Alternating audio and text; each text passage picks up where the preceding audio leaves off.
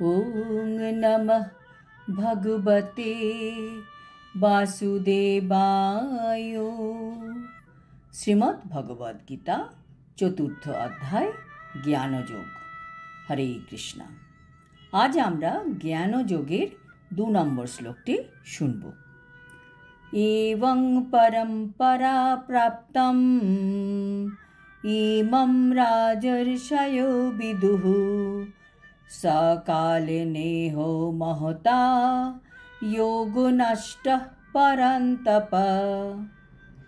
অনুবাদ: এবং পরম্পরা প্রাপ্তম ইমম, এভাবে পরম্পরা ক্রমে প্রাপ্ত এই বিজ্ঞান রাজর্ষয়ো বিদু, রাজর্ষিরা বিদিত হয়েছিলেন। পরন্তপ, হে পরন্তপ, শত্রু দমনকারী অর্জুন।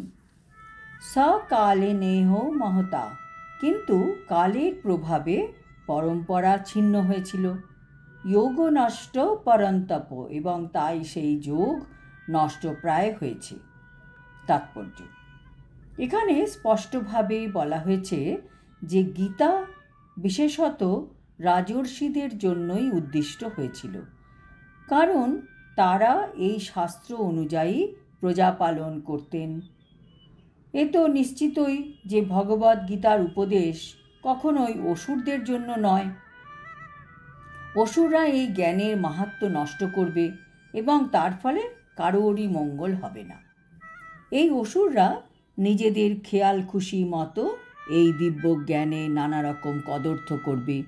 কাজেই এই সমস্ত দুরাচারী ভাষ্যকারদের কদর্থের দ্বারা ভগবদ গীতার প্রকৃত উদ্দেশ্য যখন ব্যাহত হয়, তখন এই গুরু শিষ্য পরম্পরার পুনঃপ্রতিষ্ঠা করার প্রয়োজনীয়তা দেখা দেয়। 5000 বছর আগে ভগবান স্বয়ং লক্ষ্য করলেন যে গুরু শিষ্য পরম্পরার ধারা বিচ্ছিন্ন হয়ে গেছে। তাই তিনি ঘোষণা করেন যে গীতার উদ্দেশ্য বিনষ্ট হচ্ছে। সেই রকম বর্তমানেও গীতার অনেক সংস্করণ আছে, কিন্তু তাদের মধ্যে প্রায় কোনোটি গুরু পরম্পরার ধারা অনুযায়ী নয়।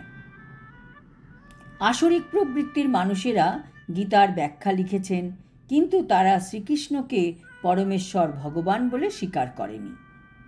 অসুরেরা কখনো ভগবানকে বিশ্বাস করে না, অথচ তারা ভগবানের দেওয়া এত সুযোগ সুবিধা সম্পত্তি উপভোগ করতে চায়।